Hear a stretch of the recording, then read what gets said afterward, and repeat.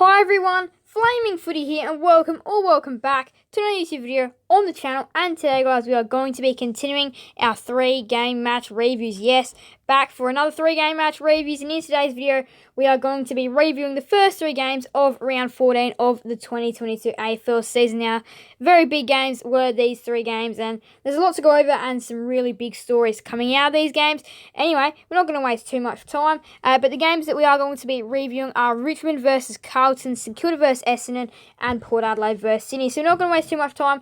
Let's go ahead and get right into things, starting off with Richmond vs Carlton Thursday night footy. So, what a win for Richmond as they continue. Well, what a year it has been for the Richmond Tigers. They win 11-15-81 to Carlton's 9-12-66. And this game for Richmond was really good. And it was the first quarter that really did take them off to a flyer. But Carlton, just a few not so great weeks have just been put between them and their top 4 hopes, which probably makes them fall out of favour now for the top 4. But Richmond were extraordinary in this game. They kicked the first 3 goals of the game. Carlton were kept goalless in the first quarter, and Richmond just extended their lead out in the second quarter. It looked like they were going to smash the Blues as well at one stage, but no, the Blues were always in it. They did have a very good third quarter, and they looked like they were going to steal it in the final term. They came back within 2 kicks, and then Richmond just kicked the settler goal, and it hovered at that 15-point margin for the end of the game. Now, Richmond were actually quite inaccurate in this one. Well, both teams actually scored more behinds than goals, but it was wet weather as well, so that does change the game and make it harder as well. 34 disposals for Walsh, 4 goals for Harry Mackay, 129 fantasy for Doherty, 10 tackles for Jack Graham. Now, just have a little bit of a question. Where did Carlton end up going? Where do they sit from here? Which I'll go over that in a minute. But Doherty, 129 fantasy was really good. 109 for Walsh, 106 for Cripps, 103 for Baker, 101 for Short. Goals behind, 4 for Mackay, 3 for Lynch, 2 for Bolton and Rewalt. Now to the disposals, 34 for Walsh and Cripps, 33 for Prestia, 31 for Doherty, 27 for Baker, 25 for Short, Sard and Hewitt. Now I'll go to the marks. 11 for Doherty, 8 for Newman, 7 for Baker, 6 for Broad, 5 for Short, Voss and Rioli. McIntosh, Walsh, Nunes, Mackay and Kennedy. Now to the tackles we go. 10 for Graham, 5 for Nankervis, Rewalt and Boyd and Cripps. And now to the hit-outs. We're 26 for Nankervis, 24 for De Koning, 5 for Bolter, 4 for Silvani, 1 for Jack Rewalt. Now, the disposals, not just the team stats. Richmond went inside 50 way more times than Carlton, resulting in, well, getting some good scoring shots. They won hit-outs and clearances as well. But believe it or not, Carlton won marks inside 50. Richmond led for the entirety of the contest and nothing else.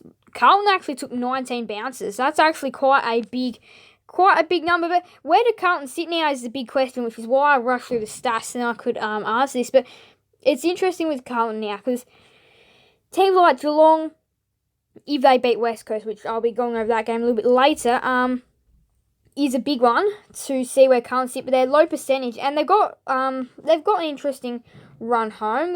They are definitely could finish in the top 4. But I just feel like compared to teams, I feel like they will miss the top 4. But we'll go back to the worm again. It was wet weather footy that really did harm Carlton in this one, and a goalless first term did set up the result for the rest of the game. But Richmond, they were way too strong in this game. They win by 15 points. They go back up into the top 8. Really big stuff for them. And how did them or Collingwood? To be completely honest, you don't know which team could make the 8. But this is a really big win for the Tigers. They've really beaten some really quality opponents this year. This is another good showing of that. And they win by 15 in wet weather footy.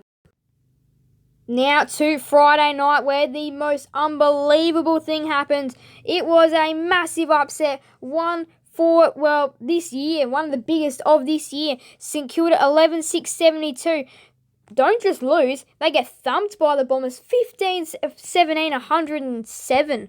How about that by Essendon? Yes, they were inaccurate with 17 behinds, but oh boy, they tore this game apart. And now for the Saints, just like Carlton, where do they sit? Well, It's interesting, and is it possible for one of those teams to miss out on the top 8? Definitely.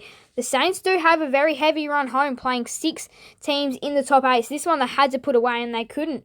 Does this mean the Saints are missing the 8? Well, that's a very possible opportunity after this game. Now, it was a really big one for the Bombers. It was actually Spud's game as well. So both these teams had real pride to play with, and the Bombers had more than the Saints. And in the first quarter, they did open up the blocks early, just like what they did versus Carlton last week. And everyone thought, oh, the Saints will come back. St Kilda just didn't start off strongly. They'll come back. And no. In the second quarter, Essendon extended out their march, kicking 3 goals to 1. And then in the third quarter, St Kilda started just charging their way back. They kicked 1, 2, 3, 4 goals, 5 in a row. And it's like, game on. We've got a game on our hands. And then the Bombers just start. They kick the next 1, 2, 3, 4, 5, 6. They kick the next 6 goals to get out to just under a 40-point margin.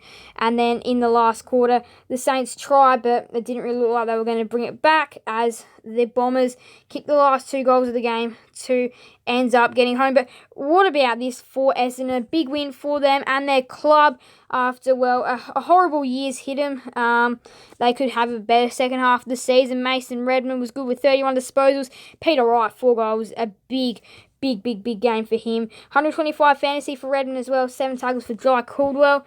Now we go to fantasy. 125 for Redmond, 116 for Gresham, 106 for Hill, 101 for Sinclair, and a nice 98 for Caldwell. Now to the goals behind we go, where 4 for Wright. He was the best on ground for goals.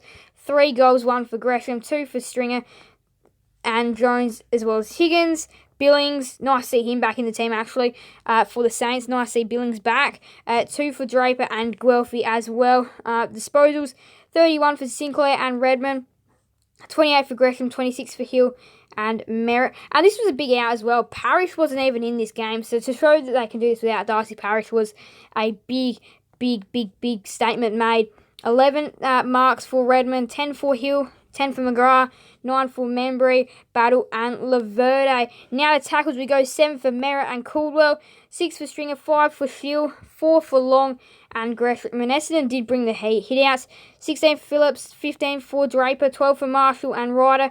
That's one of the hardest ruck duos, and the Bombers managed it. They went inside 50 way more times than the Saints. They had more disposals, kicks and handballs. Essendon took the game on, and when they went forward, they looked dangerous, and that just left the Saints depleted. So yeah, it was crazy. Really, it was a crazy game, and Essendon, they defied all odds. Nobody would have tipped them. They led for most of the game. Nobody would have tipped them, however, and yeah, there you have it. They won, and yeah, they did a very good job with their win. They actually applied the pressure with the tackles. Winning 38-51, and the tackles inside 56-11. They did take the game on as well. Essendon were very brave, and playing brave can result in a big win like this, a shock upset, and the Bombers win by 35.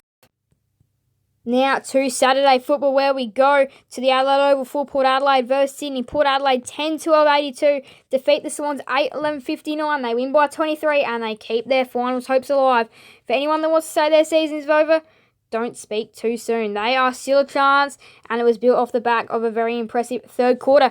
In the first quarter, though, it was a very even game with the Swans leading for most of it, but Port kicked 1, 2, 3 late goals to secure that they had that they led the quarter at quarter time. Half time was a relatively even contest with probably the Swans having the better of the quarters. They were actually very inaccurate in that quarter, though, kicking 2 goals 7. So if they had been more accurate, they could have put the power away. And then in the third quarter, the power did what nobody thought they did. And they kicked 1, 2, 3, 4, 5, 6 goals to put the Swans away. And the Swans did respond with 1 back late in the term, but you can't just go a 6-goal to 1 quarter. It just doesn't work that way. And then from there on, it was going to be hard to win for Sydney. They kicked a couple of late goals. They kicked a couple of goals in the final term. But again, just not enough to get the job done. And Port Adelaide may have had a goalless finish, but wow, that third quarter built off the back of a strong third quarter is what helps them to win the game. They were off and away in that third quarter. Ollie Wines, 34 disposals. Todd Marshall, 4 goals. 117 fantasy for Amon, 6 tackles for Power Pepper. But this is the way. If they want to make finals, they're going to have to play like that and have a brilliant breakout quarter. That is how they won the game in this one. And Sydney, this was a very 50-50 game, but Sydney were just not good enough. Port Adelaide, the better of the sides. Carl Amon, 117 fantasy, 116 for Mills, 111 for Bonner, 105 for Wines, 104 for Marshall, 101 for Heaney, 100 for Burton. Where is Franklin? He had 76 and the 1 goal, 3. Not as big of an influence as what Sydney fans would have liked. It was Isaac Heaney that had the big influence with the 4 goals as well. Marshall also had the 4 goals, 2 for Dixon, and he was the only other multiple goal scorer. Everyone else just chipped in with the 1. Now, Ollie Wines, 34 disposals, 31 for Amon, 29 for Rosie, 28 for Burn-Jones, 27 for Bonner and Mills. So, the top 1, 2, 3, 4, 5 ball getters were Port Adelaide. 9 marks for Bonner, 8 for... And Bonner and Burton kicked a goal. Some defenders' goals going on at the Adelaide Oval. 9 marks for Bonner, 8 for Marshall, Burton, Franklin and Heaney. 7 for Amon and Reid. And now to the tackles, 6 for Power Pepper, 5 for... No, we'll just leave it at 6 for Power Pepper. 23 hit-outs for Laddams playing up against his former side. 14 for Finlayson. Now, Brent Teakle made his debut for Port Adelaide. Ends up being out injured. 9 hit-outs for him as well. 9 for Reid. 3 for Dixon. 2 for Power Pepper. And that is how it went with the ruck hit-outs. Now, inside 50s were locked pretty much 47-46 in favour of the Power. Although they did have more disposals, kicks and handballs. Clearances were in favour of Port Adelaide. Marks inside 50, they got more set shots than Sydney with their marks 15-9. They led for majority of the contest, but it was just a breakout third quarter that really helped Port Adelaide secure away a big win to keep their season alive in season 2022. And now, here we are at Optus Stadium, where West Coast 2-4-16 are currently trailing the Cats 6-5-41. The Cats haven't gone out of the blocks just yet, but don't worry, I think we will probably expect to see that going on a little bit sooner. They may just burst away at any moment. They are already on the verge of doing that. They're up by 25. Or can West Coast come back and pull off upset of the year, or one of the upsets of the season if that's happening? Now, this is in the twilight time slot, not really twilight over at Optus, however, but the Cats are currently ruling this contest. They lead it by 25. Now, this further review of this game will be in tomorrow's match reviews. So, exciting stuff going on there. So, of course, while that game is still going, we have got 2 other games going on, one tonight and one tomorrow. So, tonight's game is a big one between the Giants and the Doggies at Giants Stadium. The Dogs, they're fighting for finals. They're hoping to keep their finals alive. You'd say loser, and they could have just about lost their season. Only one loss to go wrong for the Western Bulldogs, and they can mess up their own season. The Giants, they haven't had a great season, but they've really bounced back in the past few weeks, so they could pull off another big upset on their track of wins. And then tomorrow, the Suns and the Crows will be clashing at Metricon. The Suns, again, in the same position as the Western Bulldogs. Now, the buyers, Brisbane, Collingwood, Fremantle, Hawthorn, Melbourne and North are the buyers in round 14.